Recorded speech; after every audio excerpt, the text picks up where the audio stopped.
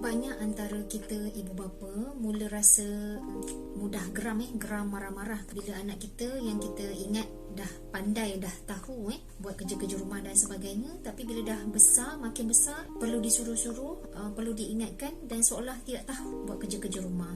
Semudah ikut jadual rutin kan, mandi, siapkan kerja sekolah, siapkan keperluan peribadi mereka dan sebagainya. Jadi kita mudah rasa frustasi dan marah dan fikir kenapa dia tak boleh buat sendiri, sedangkan semasa dia kecil dahulu dia sangat rajin buat kerja rumah, bantu kita dan sebagainya. Perlu kita ketahui sebenarnya semasa peringkat bawah 7 tahun, ketika anak kita sangat rajin nak tolong buat kerja rumah, mereka dalam mode play, dia rasa fun, seronok untuk dia bantu dan sibuk-sibuk lah buat kerja rumah yang kita buat. Dan expectation kita pun untuk anak bawah 7 tahun bila dia buat kerja rumah adalah tiada expectation. Jadi kita biasanya rasa bangga, rasa excited lah bila tengok anak bawah 7 tahun kita rajin tolong buat kerja rumah, macam dia cuci pinggan, dia basuh, dia angkat, dia nak masak dan sebagainya. Dan perlu diketahui bila anak kita mencecah umur sekolah rendah, sekolah menengah tu sebenarnya memang berbeza. Sebab pertamanya juga ialah kita punya ekspektasi dalam kepala kita, mereka perlu buat dengan lebih baik dan lebih sempurna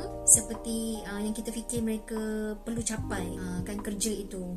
Dan kedua, faktor anak itu sendiri sebenarnya bila dia buat dengan dulu dalam mode play, tapi sekarang dalam bentuk task atau bentuk tugas, yang tugasan yang dia kena buat. Jadi dah macam ada satu pressure di situ, dan kita perlu fikir balik, iaitu anak kita yang sekolah rendah, sekolah menengah ni, mereka ada banyak perkara yang mereka perlu fikirkan, ada banyak tekanan tentang persekolahan dia, kerja sekolah dia, isu sosial dia dengan kawan dia, cikgu dia, isu dia dengan kita dan sebagainya. Jadi anak-anak sekolah rendah dan sekolah menengah kita dia ada banyak burden, dia ada bebanan dan dia buat tu dalam keadaan sebenarnya lebih pressure, lebih tertekan, sebab dia pun rasa dia disuruh, diminta dan hasilnya perlu baik. Jadi usahlah kita membandingkan atau membebel, marah-marah macam lecturing, berletih dan sebagainya, dengan menyatakan dulu dia boleh buat dengan baik tapi sekarang kenapa tak boleh buat. Adik pun boleh buat lebih baik daripada dia contohnya. So kita tak perlu compare,